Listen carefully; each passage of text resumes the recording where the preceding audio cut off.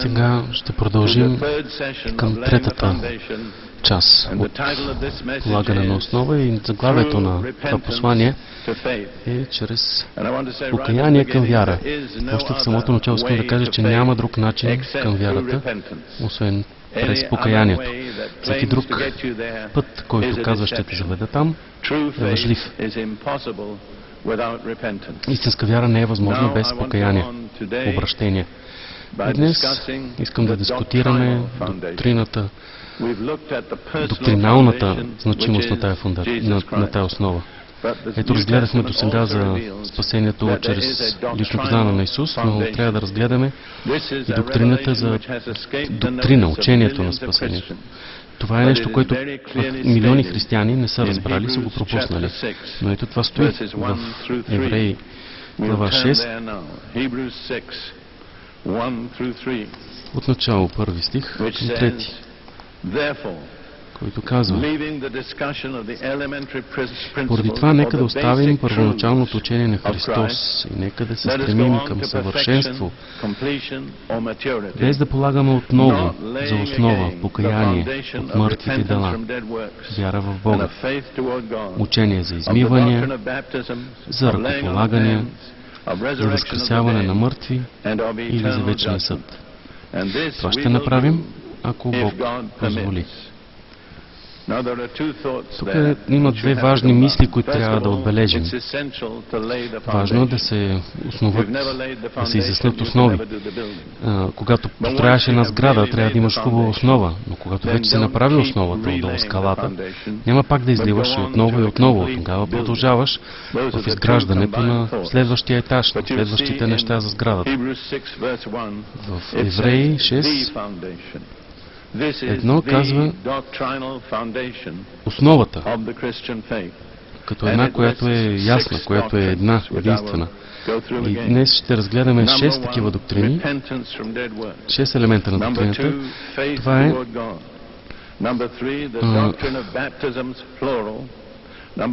от 6 доктрини. Първа е покаяние от мъртвите дела. 2 е вяра към Бога. 3 изясняването на доктрината на кръщението, кръщение множествено число. Номер 4, полагане на ръце. Номер 5, възкресяване от смъртта, възкръсване от смъртта. И номер 6, вечния съд. Ако ги проучите, ще обхванете абсолютно всичко, което е необходимо за спасяването. Много е важно да се каже също, че християнската вяра не се съобразява с време. Тя не приключва днес, по месец или в този живот. Тя продължава в бъдещето. Продължава извън времето. Опасявам се, че много християни днес, мисля, че наистина много християни днес нямат правилното разбиране за осъждението, за съда. Те си мислят, че всичко ще приключи в рамките на един човешки живот. Павел говори по този въпрос, че ако само в този човешки живот се надяваме на Исус, ние от всички хора сме, за съжаление, най-много. Ако нямаш виждането, че вечният съд продължава и след това, в един вечен живот, тогава жалко. Ще преживееш много разочарование, защото времето не е фактор за изпълнение на вечния съд.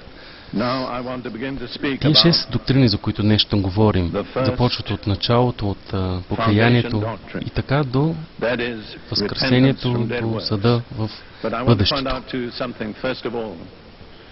Сега искам да започна с първата доктрина на основите. Това е покаяние от мъртвите дела, от греха. Нещо много важно, което искам да започна и да кажа, е в 3 стих на Евреите.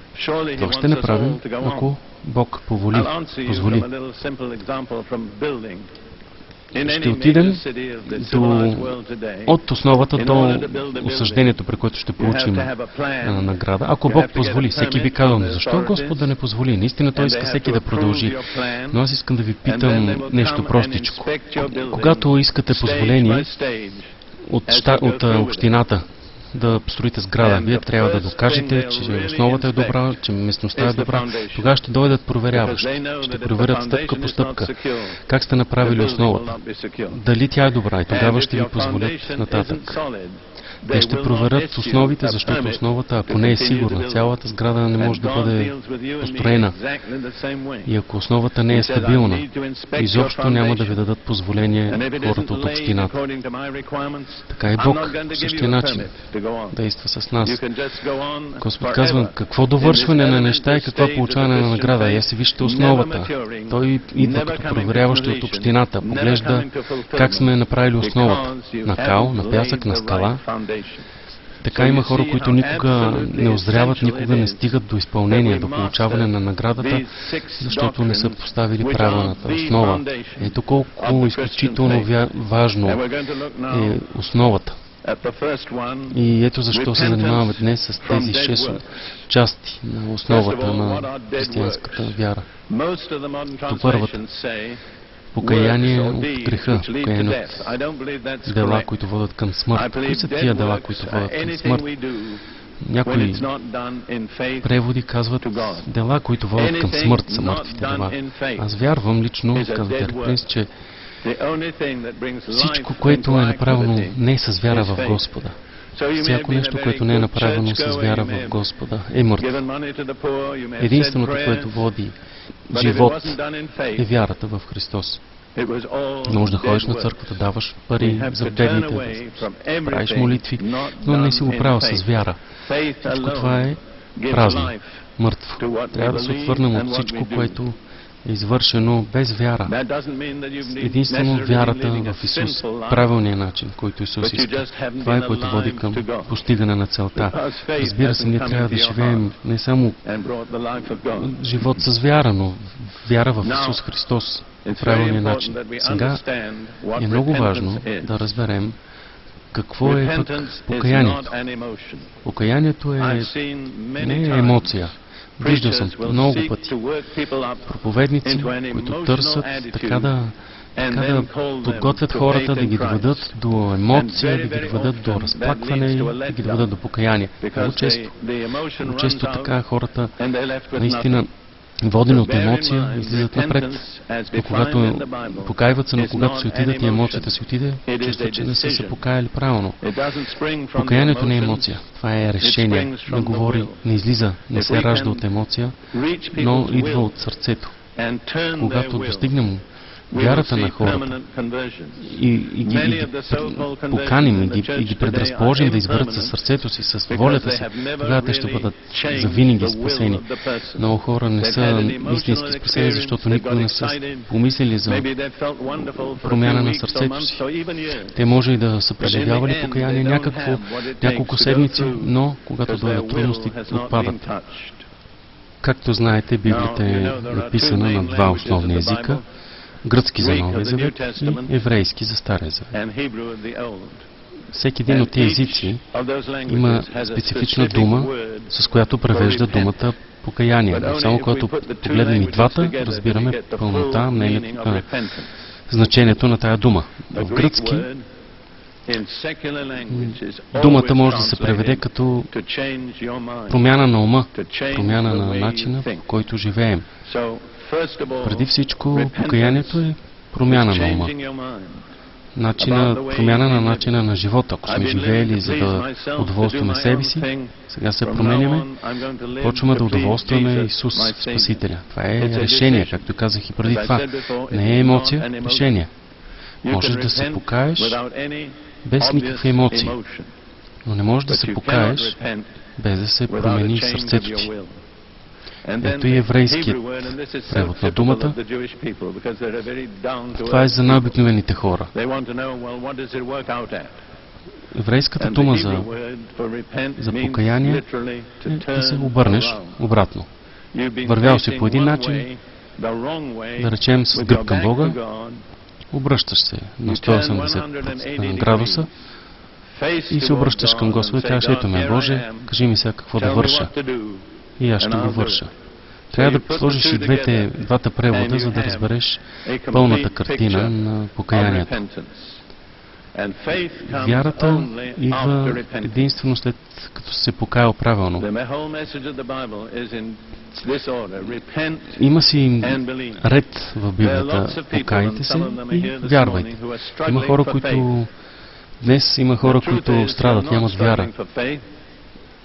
Ако не сте изпълнили правилно покаянието, тогава не може да имате основата за вярата. И ако нямате основата правилно, така и сградата няма да бъде стабилна. През годините много хора разговарял съм с тях, които идват с проблемите си, споделят с мен. И след толкова много опит мога да кажа, имам заключение, поне 50% от всичките проблеми на хората, на всички християни дори, те не са преживяли истинското покаяние, никога не са преживяли промяна на ума си, не са правили решението, не са се предавали на Господа, не са поканвали Господ като командир в живота си. Така че има едно условие при тяхното покаяние. Ами аз, ако той направи за мен, тогава и аз ще направя. Или аз ако направя той, какво ще направи? Пък правилният начин е да мислим, ако това направя със живота си, това ще прослави ли Господа? И ето имаме купчина от хора, даже повечето са млади, които са с раздвоен ум. Библията говори за раздвоените хора по ум. Те не са стабилни, нямат стабилна основа. Не могат нищо да произведат такива хора. Нямат стабилна сграда. Искам да ви покана, където и да сте. Размислете за няколко мига. Аз наистина преживявал ли съм истинското покаяние? Или все още се люшкам и съм раздвоен по ум? Не е ли целта ми всеки ден да прославям Господа? Има хора, които понеделник живеят за Бога, вторник за себе си. Трябва да се избавим от това, от тая поквара, да сме раздвоени по ум. Природата на покаянието. Продължаваме нататък. Има една притча, която говори от Исус казана, която говори за истинското покаяние. И това е притчата за блудния син. Някои казват, трябва да се преименува, трябва да се нарече таткото, който тича и носи сина си. Спомняте си, че втория син от едно семейство маха се от баща си и отива далече в друга държава, започва да живее както той си иска. И така започва да върши грехове. Похарчва всичките спестявания, всичките неща. И така е толкова безработен, той изпада толкова много, че трябваше да гледа прасета. Помните, че той беше еврей. Колко много е зле това за един еврей, прасета, мръсното нещо, това да гледат. И той не само, че беше в ферма. За евреите прасето е нещо, което навън да живее. Пък човека отишъл да живее в фермата на прасето. И ето го нашият евреин там. Храни прасетата, които са гладни. И той гледа, който бидейки гладен, гледа и започва да си мечтае за храната на прасето дори. Лука 15, стих 17. Той, когато се опомни, това трябва да се случи с нас, когато се опомним. Аз това го наричам момента на истината. Трябва да се видиш такъв, какъвто си. Трябва да се видиш и както Бог те вижда. Когато Той се опомни, когато се осъзна. Каза си. Колко много от служителите на татко ми има толкова много пари, пък аз тук гладувам. Ще взема да стана и да се върна при баща си. Ще кажа, татко, съгреших срещу небето и пред теб. Не съм достоен да бъда наречен твой син. Направи ме като един от твоите работници. Виждате ли двата елемента тук в това място? Първото е, че той се изправи и второто, че изтича. Взе решение направи, изтича обратно. Ето го покаянието. Осъзнаваш се, взимаш решението и го носиш това решение. Обратно до татко, обратно всеки ден. при онзи баща, който ни обича. Казваш му истината. Ето, обърках целия си живот. Не мога да го управлявам. Имам нужда ти да ми помагаш. Би ли ме приел обратно? Най-чудесното нещо е, че Господ търси да каже, ще те приема. Макар че ние плануваме да кажем, даже ме направи работник. Таткото обаче очакваше сина си и в никой случай не би го направил като работник. Това е идеалното нещо с Бог. Когато ние се връщаме, Той гледа и чака. И Той е дълъг път понякога, който имаме да извървим, се съкръщава, защото бащата тича също към нас. Така се срещат, тичайки. Целува го. И даже не го оставя да довърши изречението си, направи ме слуга някакъв. Той веднага казва: донесете най-доброто агне, теле. Ето, служете му пръстен, служете му обувки и да направим огощение с това теле. Това е резултат. Това ще е наградата от истинското покаяние. Не си струва да се покаеш по грешния начин. Помислете си за това нещо. Помислете си. Той се осъзна, каза: ето сгреших, похарчих всичко, татко, което ми даде, наследството ми, но ще взема решение. Ще се върна, ще се обърна, ще променя ума си и ще изтичам обратно при баща ми. Ще кажа: съжалявам. И той това направи. Помислете за това. Ето ви пример за истинското покаяние. Покаяние в действие, на практика. Разбира се, има и фалшиви покаяния. Тия, които на английски ги наричат разкаяние. Ето Юда, 27 глава на Матей. Юда, предателят на Исус. От стих 3 надолу. Тогава Юда, предателят на Исус, погледна и разбра, че е сгрешил. И отиде и взе сребърниците, върна ги и каза: сгреших, че предадах невинна кръв. Те казаха: това пък ние какво да правим? Ти гледай. Той фърли парите в храма и си отиде. Отиде, че се обеси. Ето Юда се покая, но не истински, само се разкая. Съжали. Аз мисля, че той е прекалил, прекрачил е границата, в която може да се отвърнеш. Хора могат в този живот да преминат наистина границата, в която е възможно да се върнат след това към покаяние. Много е важно във всеки един човешки живот момента, в който Бог започва да те кани към покаяние. Ако свиеш рамене и кажеш: не искам сега да ми говориш, Боже, може би друг път. Няма гаранция. Няма гаранция, че Господ ще се върне, ще ти говори още веднъж. Много е важен този момент да си чувствителен, да си събуден. Кога Господ ти казва: покай се. Кога Господ ти казва: аз те обичам, ще те приема, върни се при мен, ела. Виждам толкова много хора през човешкия си опит.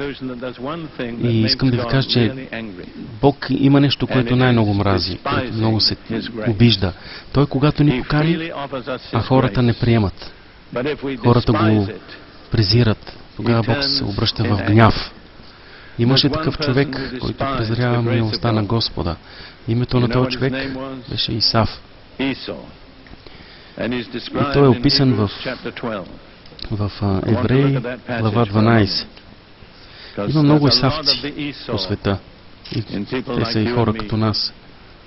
Но трябва да внимаваме на Исафа вътре в нас, да не взема решение вместо нас. И така, глава 12 от 14 стих. Търсете мир с всички и онова освещение, без което никой няма да види Господа.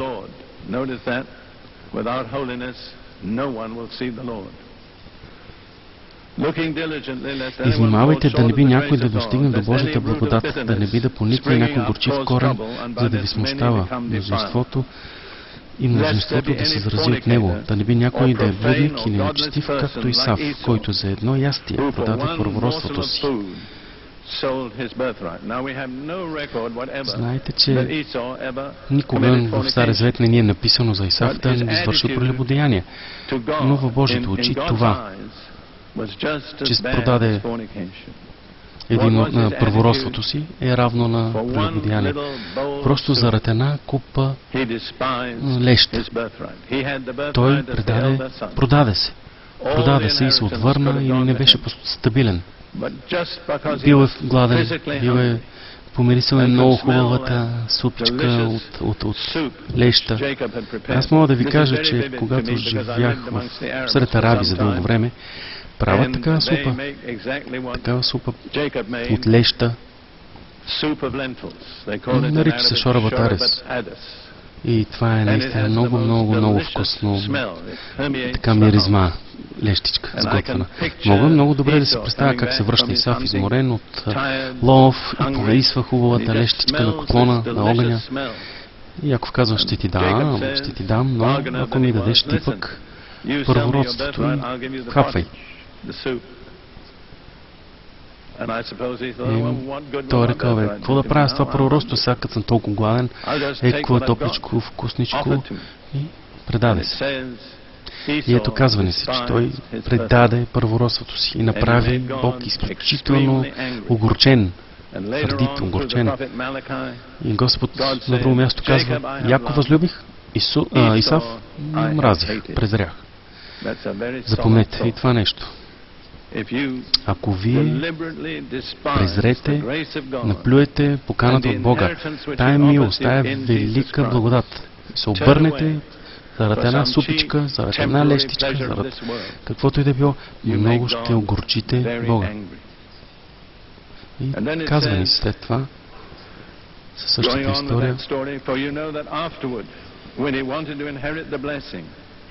знаете, че даже когато искаше след това да наследи благословение, той беше отхвърлен при все, че го потърси със сълзи, защото не намери място за промяна на ума у баща си. Беше отхвърлен. Даже със сълзи на очите беше отхвърлен. И аз вярвам, че в този живот всеки един човек може да подмине мястото на покаяние, след което няма връщане. Много изключително сериозно искам да ви кажа. Мънинко след това, вече е твърде късно. В много деноминации и църкви, в много църкви много малко се говори за истинското спасение, за момента, да не пропуснем момента. Има хора, които имат много емоционални преживявания нагоре, надолу, радост, след това надолу. Падат в отчаяние, в депресия, защото основата им не е поставена твърдо. Не са казали, разпъвам се, отричам се, отказвам се и се връщам към Господа. Не са преживяли промяната, обращението и да кажат, Господи, ето ме, тук съм, ще извърша каквото искаш. Има, за жалост, някои от вас тук слушащите, които истински не сте се обърнали, не сте направили момент в живота си, в който да промените ума си и да се обърнете с лице към Бог. Отивате на църква, всичко е екстра, но на другия ден долу. Емоционално. Защото никога не сте поставили твърдата основа на вярата си. Но просто по някакъв начин сте казали, добре, после нещата не върват, ще се срути сградата, основата не е добра. Покаянието трябва да върви преди вярата. Трябва и това да кажа. Няма истинска вяра, без истинско покаяние. И това се повтаря отново и отново през целия Нов Завет. В Матей 3 глава се говори за Йоан Баптист, който подготвяше пътя. Какво беше неговото послание в една дума? Покайте се. Просто покаянието беше много важно да бъде приготвено преди да дойде Месията.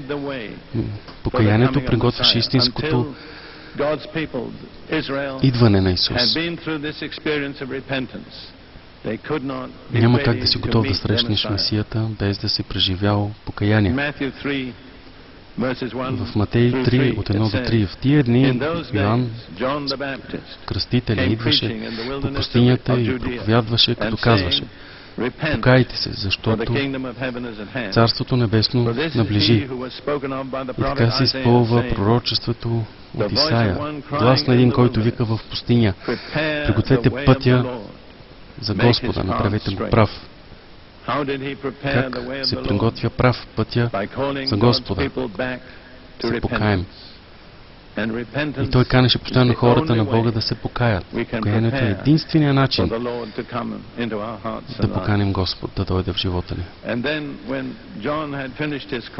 Йоан Кръстител, когато приключи, направи пътищата прави, подготви хората с покаяние, дойде Исус, за да приключи в пълнота спасението човешко, което започва чрез покаянието. След като Йоан беше сложен в затвор, Исус дойде в Галилея, говореше благовестието и казваше: Царството Божие наближи, покайте се. Покайте се и вярвайте в посланието. Не може истински да вярваш, ако първо не си се покаял. Първите думи, които Исус изговори, не е вярвайте, но покайте се.